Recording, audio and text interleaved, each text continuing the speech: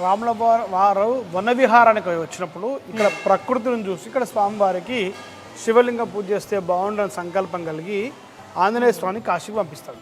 అయితే ఆంజనేయ స్వామి కాశీకి వెళ్ళి చూసేసరికి చాలా శివలింగాలు కనపడతాయి. ఏ ఒక్క శివలింగాన్ని తెస్తే స్వామివారు మెచ్చరో అని చెప్పేసి ఒక 101 శివలింగాలను పట్టుకొస్తారు ఆంజనేయ స్వామి.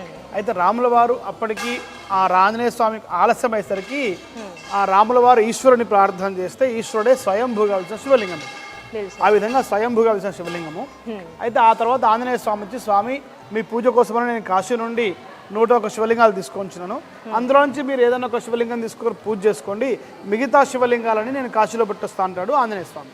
అంతో అప్పుడు రాముల వారు అంటారు, హనుమ నువ్వు అనుకున్న సమయాన్ని తెలియకపోయినా దాంతో ఈశ్వరుని ప్రార్థన చేస్తే ఈశ్వరుడే స్వయంభూగా వెళ్తాడని చెప్పేసి చెప్తాడు.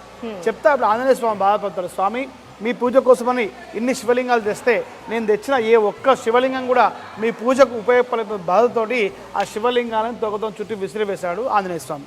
విసిరివేస్తే అప్పుడు రాముల వారు అన్నారు, హనుమ ఇంత చిన్న విషయానికే విచారిస్తావా, ఈ యొక్క క్షేత్రం నీ పేరు మీదనే విరాజిల్లుతుందని చెప్పేసి స్వయంగా రాముల వారే ఈ యొక్క క్షేత్రానికి కేసరగిరి అని నామకరణం చేయడం జరిగింది. హరిహర క్షేత్రం అందుకని అంటారు. అంటే మామూలుగా ఇప్పుడు ఇక్కడ ఈశ్వరుడికి ఎంత ప్రాధాన్యత ఉందో మరి ఆంజనేయ స్వామి కూడా అంతే ప్రాధాన్యత ఉంది.